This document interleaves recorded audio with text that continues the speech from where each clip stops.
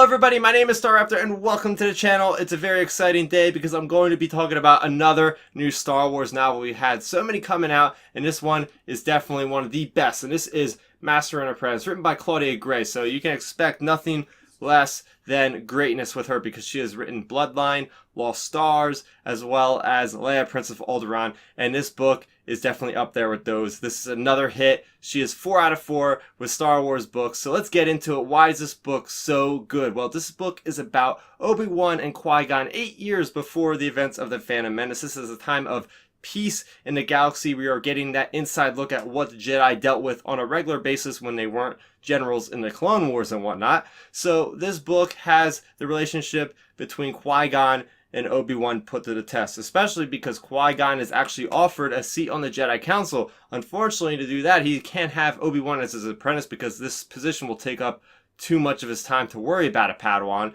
But at the same time, he's been having feelings against Obi-Wan as his Padawan anyway because they have such different opinions as far as how things work in the world. So anyway, they are given more time to figure this out because they are given a mission to go to this planet called Pijao.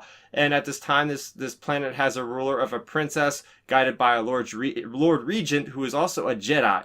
At this time, there are terrorists from this close moon to the planet that are trying to cause havoc to the planet that is going to be opening a hyperspace lane, which will then welcome in the Republic and really change how the planet works as a society. So these people, these terrorists, do not want the world to go to this way. So they have Qui-Gon and Obi-Wan coming in to kind of mediate on what's going on the planet of Pijao and investigate this terroristic cell. So that is the story in a nutshell. So getting into reasons why I think this book is awesome. First off is the flow of the entire book. It goes so well. There is never really a dull moment. There's always some kind of investigation going on. There's some great flashbacks with Qui-Gon at the age of like 12 or 13, dealing with Dooku as his master. Some really intriguing stuff for those that have been clamoring for some more prequel content. And this story always has things going on, lots of cliffhangers, different point of views from different characters, not just from Obi-Wan, but from and Qui-Gon, but from other characters. Like we have these jewel thieves. Their names are Rahara and Pax. They are a very eclectic couple. We also have, like I mentioned, a Jedi of Ral, who is definitely a unique Jedi, sort of a maverick like Qui-Gon himself. And we also have this Princess of Fanray. Now, all these characters have very, very interesting backgrounds, and they are fleshed out throughout the course of this book to actually change and evolve. Like, they actually make you care about these characters. I think this relationship, though, between Qui-Gon and Obi-Wan is one of the best things I've seen in the books yet, period. First off, we haven't gotten a book that's been based upon Jedi as far as Master and Apprentice, so we haven't seen what that relationship is like on a normal basis, and we're seeing, again, the ideals of Qui-Gon kind of disagreeing with everything the Council is doing, as well as Obi-Wan being very much by the rules. He's following everything the way it goes. There's lots of things about prophecies in this book which are super fascinating.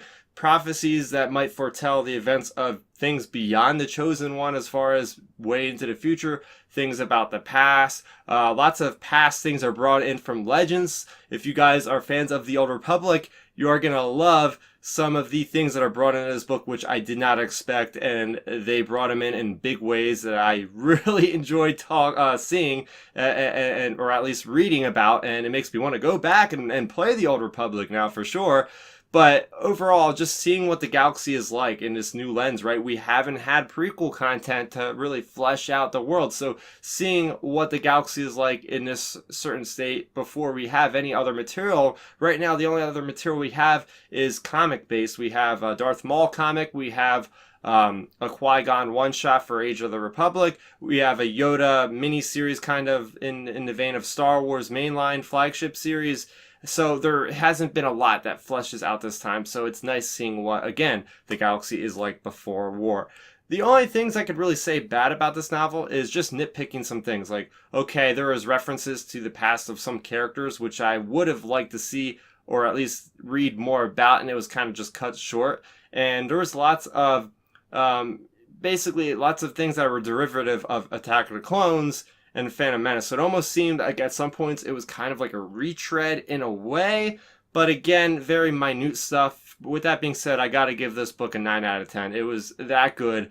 This book, if you are a fan of Jedi, if you are a fan of the prequels, if you are fans of Qui-Gon and just really cool sort of politics in Star Wars and seeing how things work as far as the galaxy at large, you're going to want to pick this book up. Definitely for sure. I hope that we see kind of like a sequel, another adventure between Qui-Gon and Obi-Wan, because there's so much potential. This is obviously just one chapter in their adventures together, and there's so much more time in between. Like I said, this is 8 years before the events of The Phantom Menace, so there's so much more room to play around, and I'm a big Qui-Gon Jinn fan, so seeing so much of a story about him was so satisfying, so very exciting.